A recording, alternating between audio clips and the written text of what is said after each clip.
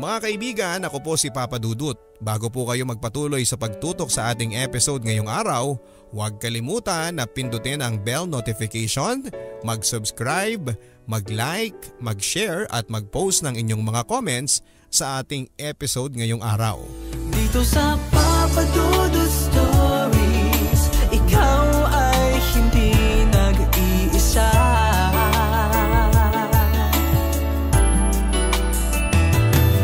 Sa Papa Dudut Stories, may nagmamahal sa'yo. Papa Dudut Stories,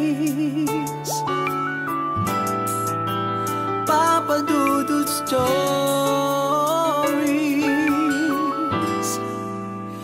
Papa Dudut Stories.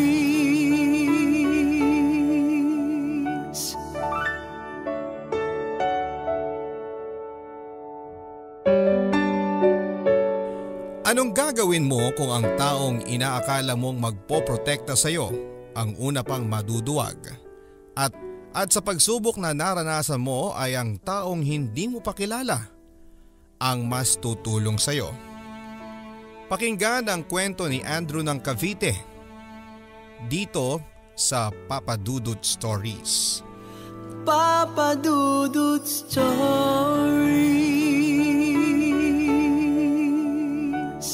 Papa Dudut, tawagin mo ako sa pangalang Andrew. 29 years old at kasalukuyang naninirahan sa Cavite. Hindi ko makakalimutan ang lahat ng hirap sa buhay ko at kung paano ko nakamtan ang maginhawang buhay. Sa ngayon, salamat sa isang tao na hindi ko akalain na magiging biyaya ng langit sa buhay ko at ng aking pamilya. Kung sino siya, makikilala niyo siya sa pag-usad ng aking kwento. 3 kaming magkakapatid, Papa Dudut. Si Ate Juliet ang ate naming lahat. Si Kuya Alex ang pangalawa sa magkakapatid at ako, Papa Dudut. Ang bunso na madalas ay tagasalo ng lahat ng pinaglumaan ni Kuya at madalas na nauutusan naman ni ate. Nung una ay mahirap tanggapin ang sinapit ko sa pamilyang ito bilang bunso at alila nila. Pero sa pagtagal ay tinanggap ko rin na kaakibat ng pagiging bunso ang pagkakaroon ng sandamakmak na obligasyon sa mga panganay kong kapatid. Ang mas importante sa akin ay ramdam ko naman na ako ang paborito ni tatay. Palibhasa kasi Papa Dudut ay junior niya ako. Sa katunayan ay madalas akong uwian ni tatay ng paborito kong pritong manok na nabibili niya sa kanto. Ang tatay ko, Papa Dudut, ay isang masipag at tapat na empleyado ng gobyerno. Sa katunayan ay naging tanod pa siya bago siya na-assign bilang traffic enforcer sa aming bayan. Maliit lamang ang kinikita ni Papa pero sa kabila nito ay masigasig pa rin siya para mapanatili ang maayos na daloy ng trapiko sa aming bayan. Nasa minimum naman ang kinikita ni tatay, Papa Dudut, pero dahil sa dami naming magkakapatid na umaasa sa kanya ay halos hindi rin naman mapagkasya ang kinikita ni Papa. Idagdag mo pa ang taon-taon na pag-increase ng upa sa renta ng tinutuluyan namin. At para makatulong sa mga gastusin, si Mama ay may naisip na rin kabuhayan sa pamamagitan ng home service ng manicure at pedicure. Noong dalaga pa si Nanay, dati siyang nagtatrabaho sa isang beauty parlor sa Maynila. Pero noong nagkakilala sila ni Papa at nabuntis, napilitan na rin siyang huminto sa pagtatrabaho dahil sa pag-aalala na makalanghap ng mga kemikal na makakasama sa pinagbubuntis ni Mama. Ipinangako naman ni Papa na sumama lang sa kanya si Mama sa Cavite ay magsusumikap siya para buhayin si Mama. Okay naman daw ang lahat sa simula, pero nang sunod-sunod na ang ginawang pagbubuntis ni Mama ay doon nila naramdaman na hindi na nga sumasapat ang kinikita ni Papa. Ayon kay Papa, Lahat daw ng hirap at init sa pagkakabilad sa araw para lamang magmando ng daloy ng trapiko ay kaya niyang tiisin para lamang mapunan ang pangangailangan naming magkakapatid. Mga anak, wala akong ibang hiling kundi ang makatapos lang kayo sa pag-aaral. Para naman hindi kayo magaya sa akin. Isang hamak na traffic enforcer. Madalas na sabihin niya ni Papa tuwing nababalitaan niya ang ginagawang pagbubulakbol at pakikipag-away ng Kuya Alex ko sa mga kalaban nitong gang. Kaya ikaw Alex, huwag mo nang hintayin na mawala na ako ng gana na bayaran ang tuition mo dahil inuunan po pa yung pagbubulakbol at pagsama-sama dyan sa mga sanggano mong kaklase. Pa, wala naman po kaming klase kanina eh. Pinagpa-practice lang kami ng sayaw para sa foundation day. Kabisado ko na yun eh. Kaya sumama na lang ako sa mga tropa ko sa birthday party. Pangangatwira naman ni Kuya Alex. Na may kasamang inuman, hindi ba? Tapos nung lasing na kayo, nagkakapikunan na. Isa ka din sa mga nakisuntok sa mga kaaway ng kaklase mo. Tignan mo nga yung mukha mo. Kulang na lang manghiram ka ng mukha sa aso sa dami ng black eye mo. Boss ka naman ni Papa kay Kuya. Juliet anak, ikuha mo ko ng tubig. Hindi ako makahinga. Ang sabi naman ni Papa. O Andrew, ikaw ang malapit sa kusina. Ikuha mo si Papa ng tubig. Singhal naman sa akin ni Ate Juliet. Sa tuwing nauupo si Papa at tumatahimik, alam na naming magkakapatid na tumataas na naman ang presyon ni Papa. Nakakaawang makitang ganito si Papa. May high blood na nga pero kailangan pa rin niyang magbilad sa araw para gawin ang kanyang trabaho na pagmamando ng trapiko. 2:00 ng hapon matapos ng shift ni Papa nang mabalitaan namin na nawalan daw ito ng malay. Hindi naging maganda ang pagbagsak ni Papa dahilan para mabagok ang ulo niya. Ayon pa sa mga doktor na sumuri kay Papa, atake daw sa puso ang kinamatay niya. Pero mas naging malala ang sinapit niya dahil sa pagkakabagok ng ulo ni Papa. Kung nakapagsabi sana ito na meron siyang nararamdaman para naipahinga muna niya, ay hindi na sana nauwi pa sa pagkawala ng balanse niya. Halos manlumo kaming buong pamilya nang marinig namin ang balitang ito. Lalong-lalo na si Mama. Isang buwan din bago namin nakausap ng matino si Mama. Lagi kasi siyang tulala nitong mga nakaraang araw. At nang makausap nga namin, nagpaalam naman siya na aalis na raw siya ng Pilipinas para magtrabaho sa Japan. Kaya pala madalas ang pag-alis niya ng bahay noon nang walang pasabi. Ma, bakit naman po biglaan? Kalilibing lang po ni Papa ma. Tanong ni ate kay Mama. Alam ko pero minsan lang ang ganitong klase ng pagkakataon. Hindi ako dapat magpatumpik-tumpik. Hindi ko dapat palampasin ito. Seryosong sagot naman ni Mama. Bata pa si Mama kaya hindi nakapagtataka na matanggap pa siya sa inaplayan nitong trabaho sa Japan. Mabilis ang mga sumunod na mga pangyayari papadudot. Agad ding nakalipad si Mama papunta sa Japan. Kasama ng kaibigan niyang dati nang nagtatrabaho doon. Sa simula ay nagagawa pa ni Mama na makipag-usap sa amin sa telepono at sa Facebook. Pero hindi nagtagal ay nawalan na rin kami ng communication. Ang huling balita namin kay Mama ay nakapag-asawa na raw ito ng hapon. Okay lang sa amin yon papadudot bilang balo na nga si Mama. Pero ang labis naming kinakalungkot ay tila ba kinalimutan na niya kaming mga anak niya. Ayon sa balitang nakarating sa amin mula sa kaibigan ni Mama, sobrang higpit daw ng bagong asawa ni Mama. Maging sila ay pinagbabawalan na makipag-usap kay Mama. Dahil dito ay sobra din ang naging pag-worry namin kay Mama. Dahil dito ay parang bula na ring naglaho si Mama sa amin. Pero hindi naman hihinto ang buhay namin sa pagkawalan ng aming mga magulang. Kailangan naming dumiskarteng magkakapatid. Nang mga panahon na yon ay nasa 4th year high school na ako at kailangan kong umextra sa restaurant na pagmamay-ari ng kaibigan ni Mama, si Ninang Fe. Madalas na ang mga parokyano doon ay mga driver at pahinante na nag-aangkat ng mga produkto na papasok sa aming probinsya.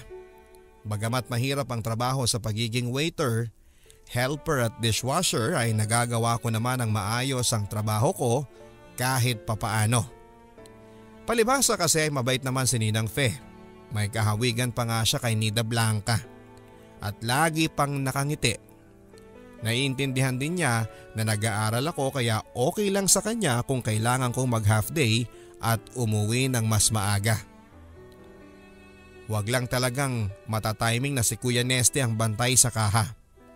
Malayong kamag-anak si Kuya Nesty ni Ninang Fe at ramdam ko na umpisa pa lang na mabigat na ang dugo nito sa akin. Baka akala mo sineswerte ka dito, Andrew.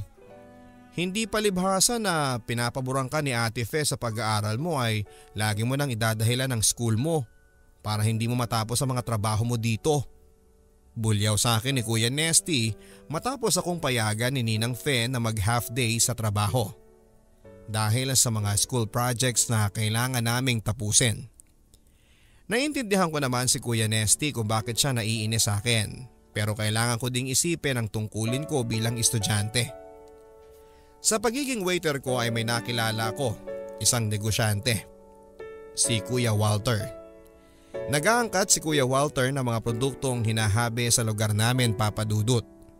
Hands-on siya sa negosyo niya, siya mismo ang nagde-design sa mga barong na ginagawa niya.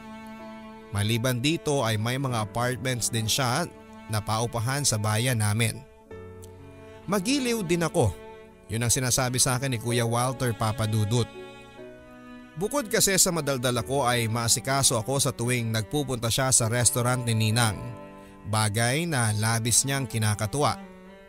Sa katunayan ay galante si Kuya Walter, Papa Dudut. 500 pesos siya kung mag-tip sa akin. Hindi rin siya pumapayag na iba ang magsiserve sa kanila ng mga tauhan niya sa tuwing nagdaraan sila sa restaurant. Grabe ang tuwa ko sa tuwing nagbibigay sa akin ng tip si Kuya Walter, Papa Dudut. Minsan 500 pesos, pero kung suswertehin ka ay may 1,000 pesos ka pa. Hanggang isang araw ay niyaya niya ako na lumabas kasama siya. Sa Maynila, doon kita ipapasyal para naman ipamili kita ng mga usong damit ngayon. Wala na kasi sa uso yung sinusuot mo. Isa pa, gusto rin kitang bigyan ng bagong trabaho. At kung papayag ka sa Maynila, dun mo na rin ituloy ang pag-aaral mo kahit hanggang sa college pa. O hindi ba, bongga? Nakangiting sabi sa akin ni Kuya Walter noon. Kuya Walter, salamat po. Hindi ba sabi ko sa'yo, huwag mo na akong tawaging kuya? Hindi naman tayo magkapatid, isa pa nakakatanda at nakakalalaki masyado yung kuya. Walter na lang. Aaminin ko sa inyo, Papa Dudut, na labis ang naging kasiyahan ko sa mga pangyayari. Sa katunayan nga ay hindi na ako nagdalawang isip na magsabi ng oo sa kanya. Kahit na hindi pa ako nakakapagpaalam sa ninang ko. Alam ko naman na papayag si Ninang Fe, lalo na kapag nalaman niya ang trabahong inaalok sa akin at libreng pag-aaral hanggang sa college pa. Pero ang hindi ko inaakala ay ang hindi pagsang-ayon ni Kuya Nesty, yung malayong kamag-anak ni Ninang Fe. Masyado naman yatang matayog ang pangarap mo, Andrew. Ikaw, makakapag-aral ka at magtatrabaho ka sa Maynila. Walang ganong klase ng tao, Andrew, na tutulong sa isang katulad mo. Malakas na sabi ni Nesty. Bago niya ako tinulak ng malakas. Ayaw kasi ni Nesty na payagan ako na magbakasyon para magpa-Maynila. Kukulangin daw kasi ang mga tao sa restaurant kapag nagbakasyon grande pa ako sa Maynila. Okay lang sa akin kung ganon, Papa Dudut, kung hindi niya ako payagan.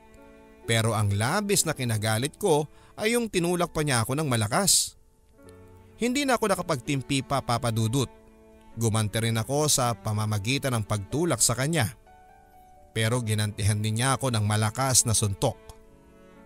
Siyempre hindi ako pumayag na hindi ako makakaganti. Mabuti na lamang at maraming mga kasamahan namin ang umawat sa aming dalawa dahil halos manghiram na sa aso ng mukha si Nesty matapos ko siyang mapuruhan. Matapos ang insidente ay pareho pa kaming nasisante ni Ninang Fe at naiintindihan ko naman, Papa Dudut, kung bakit ganon ang naging desisyon ni Ninang. Wala akong naging sama ng loob sa kanya. Sa huli ay natuloy na rin ang kagustuhan ko na makapamasyal sa Maynila. Yun nga lang, nawala naman ako ng babalikang trabaho. Okay lang yan, Andrew. Kakailanganin kita sa Maynila. Gusto ko yung husay mo sa pakikipag-usap mo sa tao. Marami ka pang pwedeng matutunan ng higit pa sa pagiging serbidor mo dyan sa restaurant ng ninang mo. Mag-aral ka, Andrew. Kapalit ang pagtulong mo sa akin sa ibang mga negosyo ko sa probinsya. Ang sabi naman sa akin ni Walter. Doon ko napatunayan, Papa Dudut, na mabait nga at tunay na tao si Walter kausap. Matapos kasi naming magpunta sa Maynila ay tinupad niya ang ipinangako niya sa akin. Lilinawin ko lang po, Papa Dudut, ha. Hindi po kami nagkaroon ni Walter ng anumang relasyon tulad ng pagiging mag-boyfriend. Trabaho tulad ng pagiging driver, sekretary, taga-asikaso ng mga kinakailangan niya at nang may mga kinalaman sa kabuhayan niya ang naging papel ko sa kanya, Papa Dudut. Bukod siguro sa pagiging tagapakinig sa lahat ng mga problemang binabahagi niya sa akin. Malungkot pala si Walter sa kabila ng pagiging palangiti nito at matulungin. Nalaman ko, Papa Dudut, na isa palang ama si Walter sa kabila ng pagiging bakla niya. Opo, maging ako ay nagulat na kaya pala niyang magkaroon ng anak sa pakikipagrelasyon sa babae. Noon daw yon noong hindi pa siya umaamin sa totoong kasarian niya. Sa umpisa ay naging maayos naman daw ang pakikipagrelasyon niya sa isang babae. Sa katunayan ay nagpakasal pa silang dalawa. Yun nga lang ay sumama sa iba si babae kasama ng anak nila nang malaman nito na silahi siya. Wala naman akong boyfriend noon, Andrew. Mainhin ako. Hindi naman ako haliparot sa kung sino-sinong lalaki. Basta dumating na lang yung araw na pinagbintangan niya ako na nanlalalaki daw ako. Yun pala, malaman-laman ko, siya itong may ibang lalaki. At sinasama pa niya doon sa bahay ng lalaki yung anak naming si Angel. Nakakalungkot lang na hindi ako pinaboran ng korte sa custody ng bata. Sa nanay daw dapat ang batang minor de edad. Wala naman kasi ako matibay na pruweba para patunayan na nanlalaki siya at hindi ako. Seryoso ang sabi ni Walter noon. Lumipas ang ilang mga araw at niyaya ako ni Walter na mamasyal, Papa Dudut. Saan tayo pupunta? Nagtatakang tanong ko sa kanya. Habang hawak ni Walter ang braso ko. Huwag ka ng maraming tanong. Sumakay ka na lang sa kotse. Sa pagmamaneho ni Walter ay napadpad kami sa isang malaking gusali na may makikinang na ilaw. Sa parking pa lang ng gusali ay alam ko nang glamoroso ang lugar na yon. Sa isang kasino kami nagpunta. Sa totoo lang ay unang beses ko pa lamang makapasok ng isang kasino. Ayon kay Walter ay eto ang libangan niya sa tuwing nalulungkot siya. Pampalipas oras para makalimot sa mga problemang pinagdaraanan niya. Sinuwerte naman kaming nanalo ng gabing yon. Ikaw yata ang lucky charm ko, Andrew. Dahil dyan, eto ang balato ko sa'yo. Nakangiting sabi sa akin ni Walter. 5,000 piso ang perang inabot sa akin ni Walter, Papa Dudut. Sa totoo lang ay hindi ako sanay humawak ng ganong kalaking halaga. Kaya naman abot langit ang saya ko ng gabing yon. Kung nabubuhay pa sana si Papa, nailibre ko sana siya ng paborito niyang pagkain o kaya ay nabili ko siya ng damit. Hindi nagtagal ay napadalas ang pagbalik ni Walter sa kasino. Hanggang isang araw ay nabalitaan ko na lang mula sa isa sa mga tauhan ni Walter na tinakbo pala ng kasosyo ni Walter ang pera niya dahilan para ma-depress ito. Dahil dito ay mas lalong nalulong si Walter sa sugal sa kasino. Unti-unti na ring humina ang kita ng ilan sa mga negosyo na minamanage ni Walter. Hanggang sa tuluyan na ngang naibenta ang iba at nagsara na. Isang beses ay narinig kong umiiyak si Walter sa kwarto niya, Papa Dudut. Sa sobrang awa ko sa kanya ay niyakap ko siya ng mahigpit. Hinayaan ko lang siyang umiyak ng umiyak at ilabas ang sama ng loob nito sa mga malungkot na sinapit ng buhay niya. At sa hindi inaasahang pangyayari, Papa Dudut, ay napunta sa halikan ng yakapan naming dalawa. Sobrang bilis ng pangyayari, Papa Dudut. Dahilan din para may mangyari sa aming dalawa. Unang beses ko na maisiping sa kama at unang beses din na may humawak sa katawan ko, Papa Dudut, pero nagtiwala ako sa kanya na gawin sa akin ang mga bagay na yon. Hindi upang tumanaw ng utang na loob kundi para isalba siya. Ang lalaking natutunan ko na ring mahalin. Marahil ang ilan po sa inyo ay sasabihing bakla na ako dahil sa pagpatol sa isang bakla. At hindi ko po kayo masisisi kung ganon ang tingin nyo sa akin. Pero mas kilala ko po ang sarili ko. Alam ko na lalaki ako na nagmamahal lang sa isang tao sa kabila ng pagiging lalaki din niya. 5 taon na ang nakakalipas at simula noong pumasok ako sa buhay ni Walter bilang live-in partner niya ay naging malinaw sa aming dalawa kung ano ang namamagitan sa amin. Respeto at tiwala ang pangunahing dahilan ng patuloy na pagtibay ng aming samahan. Muling nakabangon si Walter mula sa pagkakalubog at sa pagkakautang niya. Pinagsikapan naming dalawa na maibalik ang nawala sa kanyang kabuhayan at sa katunayan ay mas lalo pa nga itong lumago. Nadagdagan ang savings niya sa bangko at mga assets na pareho naming nabili mula sa aming pagsusumikap. Ayon pa kay Walter ay hindi niya akalain na magaling pala akong magnegosyo at nakatulong din ang pagiging karismatiko. Naging inspirasyon naming pareho ang bawat isa sa pang-araw-araw. Ayon din kay Walter, kung sakali daw na dumating ang panahon na umibig ako sa isang babae at maisipan ko na bumuo ng pamilya ay hindi raw siya magdadalawang isip na payagan niya ako. Masaya na raw siyang nagkaroon ng masayang alaala na kasama ako. Tinuruan ko daw siyang maging matapang at muling bumangon mula sa lusak at depresyon at natutunan daw niya na tanggapin na hindi sa lahat ng pagkakataon ay aayon sa iyo ang lahat. Matuto daw tayong mag-let go at mag-move on. At bilang ganti sa mga naitulong ko sa kanya ay hindi niya sa akin ipinagkakait ang buhay na nararapat para sa akin na magkaroon din ng normal na pamilya.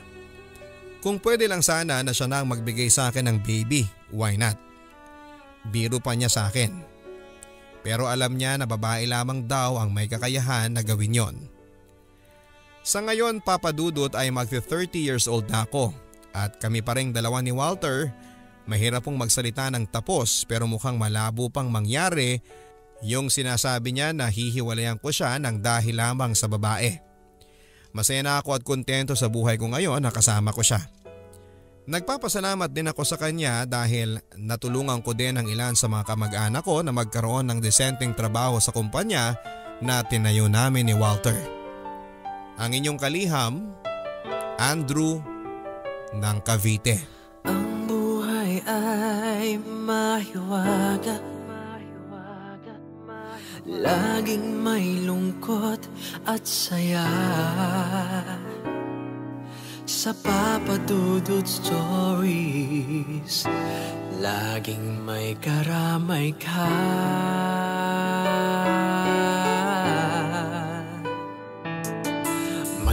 Problemang kay bigat,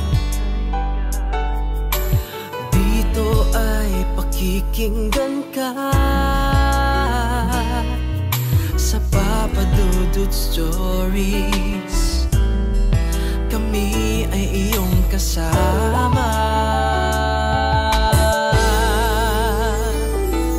Dito sa Papa Dudut Stories, ikaw ay hindi nag-iisa.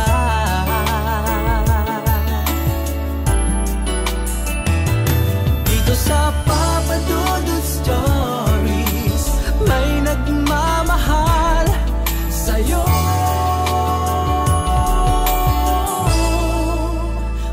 Papa Dudut Stories,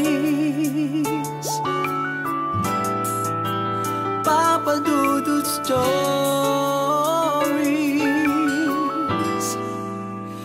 Papa Dudut Stories.